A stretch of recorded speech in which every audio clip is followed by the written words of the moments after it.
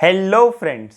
आज के वीडियो में हम सोशल वर्क के बारे में बात करेंगे। बेसिकली हम इस वीडियो में फिलोसॉफी ऑफ सोशल वर्क देखेंगे, टाइप्स ऑफ सोशल वर्क देखेंगे, ways in which social work कर सकते हैं और एंड में मैं आपको मेरा खुद का ओपिनियन बताऊंगा कि एक यूथ को अगर सोशल वर्क करना है तो उसको किस फील्ड में करना चाहिए, कैसे करना चाहिए और कौन से वे के थ्रू करना चाहिए।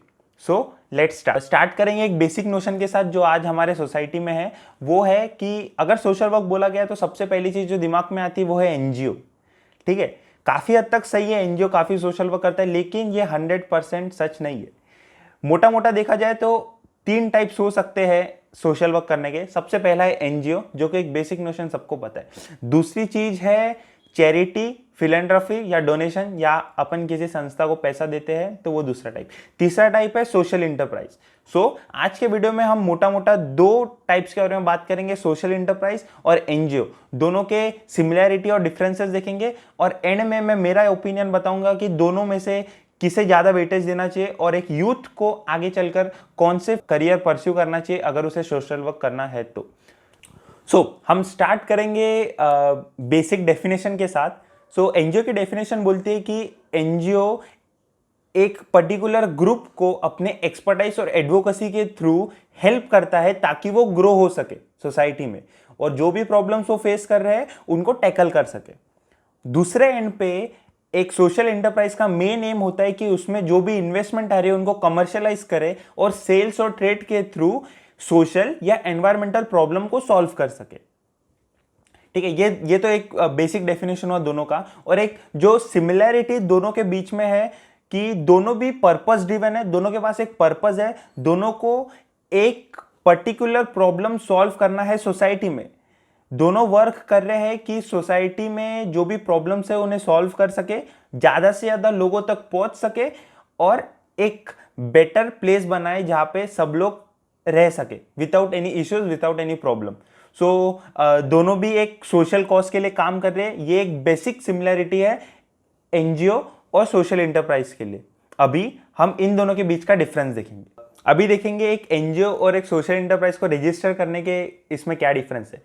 जो सोशल एंटरप्राइज होता है वो एक प्राइवेट कंपनी के रूल्स एंड रेगुलेशंस के हिसाब से ही रजिस्टर होता है। उसमें कोई टैक्स बेनिफिट नहीं है, उसमें कोई लोअर इंटरेस्ट रेट नहीं है या फिर उसमें कम पेपर वर्क है, ऐसा भी कुछ नहीं है। एक जो प्राइवेट कंपनी नॉर्म्स फॉलो करते हैं वही एक सोशल एंटरप्राइज भी फॉलो करते हैं। जबकि एनजीओ रजिस्टर कराने के टाइम पे आपको टैक्स बेनिफिट्स मिलते हैं, आपको लोअर इंटरेस्ट रेट्स मिलते हैं, आपको लोन्स मिलते हैं, आपको पेपर वर्क कम होता है। तो एक बेसिक डिफरेंस है रजिस्ट्रेशन के टाइम।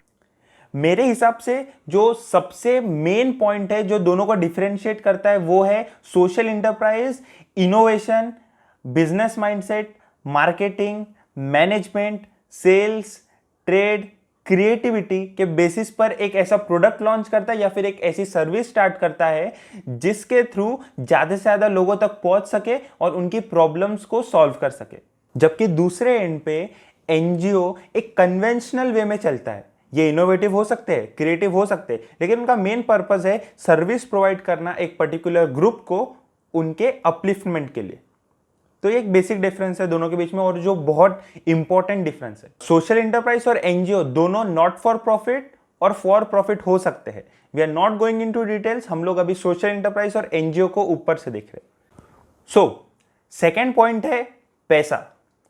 अभी जो भी पैसा सोशल इंटरप्राइज को एज ए इन्वेस्टमेंट मिलता है उसका मेन पर्पस है कंपनी को ग्रो करना, ज्यादा से ज्यादा लोगों तक पहुंचना और ज्यादा से ज्यादा लोगों तक अपने प्रोडक्ट और सर्विसेज के थ्रू प्रॉफिट पहुंचाना। जबकि दूसरे ओर एनजीओ को जो भी चैरिटी या डोनेशन मिलता है उनका मेन पर्पस रहता है कि अपने सर्विसेज को इंप्रूव करना। उनका पर्पस ये नहीं रहता है कि वो उसको फाइनेंशियली स्टेबल होना है, उनको फाइनेंशियली ग्रो करना है, अपने कंपनी को बड़ा करना है। मेन पर्पस है कि ज्यादा से ज्यादा लोगों तक उस पैसे का सही यूज करके सर्विसेज पहुंचाना। अभी अगर पैसा नहीं आता है तो सोशल इंटरप्राइज फिर भी रन करते रहेगी, क्योंकि सोशल इंटरप्राइज में इन्वेस्टमेंट का मेन एम है कंपनी को ग्रो करना। लेकिन कंपनी सेल्फ सस्टेनिंग है, वो अपने प्रोडक्ट और सर्विसेज के थ्रू पैसा जनरेट कर रही है और वो खुद होके रन कर सकती है। अगर इन्वेस्टमेंट आती है तो डेफिनेटली वो कंपनी ग्रो होती है। लेकिन अगर इन्वेस्टमेंट नहीं आती है, ये कंपनी चलती रहेंगी। ये एक सेल्फ सस्टेनिंग प्रोसेस है और कंपनी अपने प्रॉफिट्स अपने कस्टमर्स को पहुंचाते रहेगी। जबकि एनजीओज में अगर पैसा नहीं आता है, अभी सब एनजीओज के लिए मैं नहीं बोल रहा हूं, काफी एनजीओज जो चैरिटी और डोनेशन के बेसिस पे काम करते हैं वो एनजीओज बंद हो जाएंगे, क्योंकि उनका मेन सोर्स ऑफ इनकम है चैरिटी और डोनेशन। अगर आसान भाषा में समझना चाहिए एक सोशल एंटरप्राइज के वर्क को, तो उनका बेसिक मंत्र है खुद कमाएंगे, खुद खाएंगे, लोगों को खिलाएंगे और अपने कंपनी को बढ़ाएंगे। जबकि एक एनजीओ का मोटो ये हो सकता है कि पैसा आएगा, खुद खाएंगे, लोगों को देंगे और पैसा बचेगा तो और लोगों को मदद करेंगे। सो एक ये बेसिक मोटो हो सकता है दोनों के बीच में। नेक्स्ट पॉइंट है स्केलेबिलिटी और रीच का। एक सोशल एंटरप्राइज का मेन एम होता है कि उसको लोकल मार्केट से नेशनल मार्केट में जाना है, नेशनल मार्केट से इंटरनेशनल मार्केट में जाना है। जबकि एनजीओ का थोड़ा सा डिफरेंट होता है। एनजीओ एक पर्टिकुलर ग्रुप को ही एम करता है, उनके पर्टिकुलर प्रॉब्लम को ही एम करता है और उसी के डेवलपमेंट के इसमें काम करता है। उसका एम बाकी सेक्टर्स में जाने का नहीं है, उसका एम बाकी कम्युनिटीज में जाने का नहीं है। वो जिस एम के साथ स्टार्ट हुआ है, जिस एम के साथ डोनेशंस ले रहा है, उसी चीज को फुलफिल करने के लिए ट्राई करता है। नेक्स्ट पॉइंट है कि रीच। एनजीओ जो होते हैं वो ग्रास रूट लेवल पे काम करते हैं। वो एक लोकल कम्युनिटी के साथ एक लोकल प्रॉब्लम को सॉल्व करने के लिए ट्राई करते हैं। जबकि सोशल एंटरप्राइज एक गुड्स या फिर एक सर्विस मार्केट में लॉन्च कर देता है और फिर जिसको यूज करना है वो लोग वो प्रोडक्ट या सर्विसेज यूज करते हैं। उनका एम ये रहता है कि उनको स्केल करना है, एक सोशल प्रॉब्लम को सॉल्व करना है, लेकिन वो किसी को पर्सनल अटेंशन नहीं देते हैं। जबकि एनजीओस का मेन एम होता है पर्सनल अटेंशन के थ्रू उनको डेवलपमेंट या ग्रोथ लानी है वो कम्युनिटी में। अभी कंसिडर करते हैं सोशल एंटरप्राइज को। सोशल एंटरप्राइज का मेन एम है कि अपने आउटपुट के थ्रू, अपने प्रोडक्ट्स और सर्विसेज के थ्रू ज्यादा से ज्यादा प्रॉफिट लोगों तक जनरेट पहुंचाया जाए, ज्यादा से ज्यादा प्रॉफिट लोगों को होना चाहिए। लेकिन एनजीओ का जो बेसिक कंसेप्ट है वो है कि प्रॉफिट उनके खुद के पास रहना चाहिए, उनके कम्युनिटी के पास रहना चाहिए। जो लोग काम कर रहे हैं वो ग्रो होना चाहिए, तो वो प्रॉफिट खुद के पास रखना चाहते हैं। जबकि सोशल एंटरप्राइज प्रॉफिट लोगों तक पहुंचाना चाहता है। अभी मेरे हिसाब से अगर एनजीओज नहीं रहे तो ग्रास रूट लेवल पे काम होना बहुत मुश्किल हो जाएगा। जो बड़े बड़े कंपनीज है उनको हेल्प करना है छोटे छोटे लोकल कम्युनिटीज को, वो डायरेक्टली एनजीओज को अप्रोच करते हैं और एनजीओज फिर लोकल कम्युनिटीज के साथ काम करते हैं। ये एक बेसिक ट्रेंड है जो चला आ रहा है। मेरे हिसाब से एक यूथ को आंखें बंद कर कर सोशल एंटरप्राइज के लिए ही जाना चाहिए, क्योंकि एक सोशल एंटरप्राइज में आपके ऊपर कोई रेस्ट्रिक्शन नहीं है, आप किसी के ऊपर डिपेंडेंट नहीं है कि पैसा आएगा तब मेरा एनजीओ काम करेगा। नहीं, यू आर सेल्फ सस्टेनिंग और आप लिमिटलेस है। आपके पास जो मार्केट है वो ओपन है, आपके गुड्स और सर्विसेज पूरे वर्ल्ड में फैल सकते हैं। अगर आपके पास एक आइडिया है जिससे आप सोसाइटी को हेल्प कर सकते हो, तो व्हाई डोंट कमर्शियलाइज इट। आप कमर्शियलाइज कीजिए, एक प्रोडक्ट या सर्विस बनाइए जिससे लोगों की हेल्प होंगी, क्योंकि आप ज्यादा से ज्यादा लोगों तक पहुंच सकोगे। अभी बात करते हैं फिलॉसफी ऑफ सोशल वर्क के बारे में। अब फिलॉसफी क्या बोलती है कि आपके पास जो चीज अबंडेंस में नहीं है, आपके पास जो चीज बहुत ज्यादा मात्रा में नहीं है, अगर आप वो चीज लोगों को देते हो जिनको आपसे ज्यादा जरूरत है, तब वो सेटिस्फेक्शन, वो पीस और वो हैप्पीनेस हमें मिलता है। सोशल एंटरप्राइज में आप लोग वो चीज देते हो जिसकी आपको खुद को सबसे ज्यादा जरूरत है, वो है पैसा। आपके पास जो प्रॉफिट है वो आप खुद की प्रॉफिट मार्जिन कम कर कर लोगों को देते हो ताकि लोगों का प्रॉफिट हो सके। फिलोसॉफी ऑफ लाइफ भी यही कंसेप्ट फॉलो करती है, आपको ज्यादा से ज्यादा लोगों तक पहुंचना चाहिए। सोशल एंटरप्राइज 110% ये चीज को सेटिस्फाई करता है, आप ज्यादा से ज्यादा लोगों तक पहुंचते हो।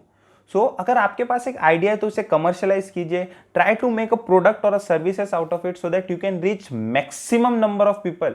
You can help the whole world with that one revolutionary idea. If you are running an NGO, you are just restricted to a particular community, particular state or particular country. But अगर आपने एक revolutionary idea के through एक product या services generate किया, you can reach to the world market. आपकी idea करोड़ों, लाखों, अरबों लोगों तक पहुंच सकती है. So why don't go for it? Just think of an idea, try to commercialize it, and start an social enterprise. Better than to start an NGO. You can take experiences from NGO by volunteering with NGOs and all, but main M रखो अपना कि आपको ने social enterprise चालू करना है, एक profit making business बनाने का है जिसमें money is not important. It is the only business in which main importance is not given to money. Importance is given to profit to the customer. यहाँ पे पैसा इंपॉर्टेंट नहीं है, यहाँ पे सर्विसेज या गुड्स इंपॉर्टेंट है. यही सोशल इंटरप्राइज को बाकी बिजनेसेस से अलग बनाती है. एक बिजनेस जिसमें पैसा इंपॉर्टेंट नहीं है, एक ऐसा ही बिजनेस जिसमें पैसा important, only business in which money is not important. So you all should go for a social enterprise. Think of it. लोग बोलते हैं मुझे एंटरप्रेन्योरशिप करना है, मुझे बिजनेस बड़ा बनाना है, ये करना है, लेकिन याद रखना एक बिजनेस तभी सक्सेसफुल है जब आप एक सोशल प्रॉब्लम या फिर एक इशू सॉल्व कर पा रहे हो. और अगर आप इसको एक बिना प्रॉफिट बेसिस पे कर पा रहे हो तो then it would be more satisfactory और आपको भी ज़्यादा हैप्पीनेस मिलेगा. So in my suggestion you should go for a social enterprise. NGO is very good for reaching to the grass root level people and in start you can go for NGOs. With this I would like to end my video. Thank you for watching my video.